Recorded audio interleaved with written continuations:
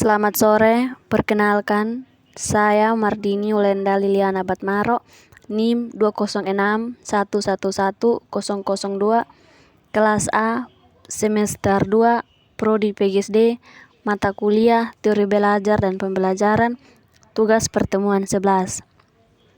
Pengertian pendekatan saintifik.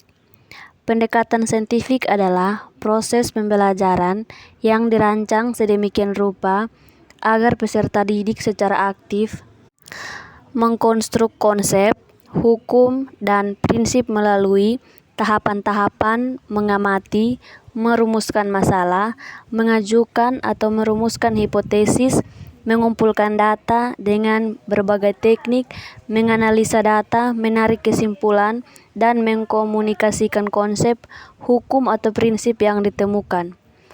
Dalam pembelajaran saintifik, diharapkan tercipta kondisi pembelajaran yang mendorong peserta didik untuk mencari tahu informasi dari berbagai sumber melalui observasi dan bukan hanya diberitahu. B. Tujuan pembelajaran dengan pendekatan saintifik. Tujuan pembelajaran dengan pendekatan saintifik didasarkan pada keunggulan pendekatan tersebut. Beberapa tujuan pembelajaran dengan pendekatan saintifik adalah: yang pertama, untuk meningkatkan kemampuan intelek, khususnya kemampuan berpikir tingkat tinggi peserta didik. Yang kedua, untuk membentuk kemampuan peserta didik dalam menyelesaikan suatu masalah secara sistematik. Yang ketiga, terciptanya kondisi pembelajaran di mana peserta didik merasa bahwa belajar itu merupakan suatu kebutuhan. Yang keempat, diperolehnya hasil belajar yang lebih tinggi. Yang kelima, untuk melatih peserta didik dalam mengomunikasikan ide-ide, khususnya dalam menulis artikel ilmiah. Yang keenam, untuk mengembangkan karakter peserta didik. Bagian C, prinsip-prinsip pembelajaran dengan pendekatan saintifik. Beberapa pendekatan saintifik dalam kegiatan pembelajaran adalah sebagai berikut. Yang pertama, pembelajaran berpusat pada siswa. Yang kedua, pembelajaran membentuk student self-concept. Yang ketiga, pembelajaran terhindar dari verbalisme. Yang keempat, pembelajaran memberikan kesempatan kepada siswa untuk mengasimilasi dan mengakomodasi konsep, hukum, dan prinsip.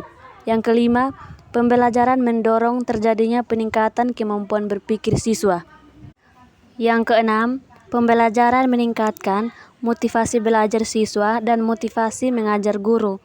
Yang ketujuh, memberikan kesempatan kepada siswa untuk melatih kemampuan dan dalam komunikasi.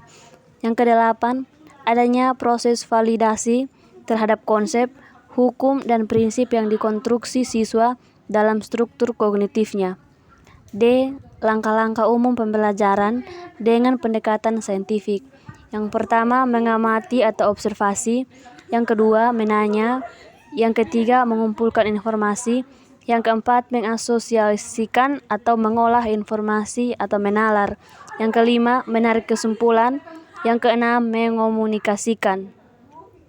E. Penerapan pendekatan saintifik dalam pembelajaran. Kegiatan pembelajaran meliputi tiga pokok, yaitu kegiatan pendahuluan, kegiatan inti, dan kegiatan penutup. Kegiatan pendahuluan bertujuan untuk menciptakan suasana awal pembelajaran yang efektif, yang memungkinkan peserta didik dapat mengikuti proses pembelajaran dengan baik.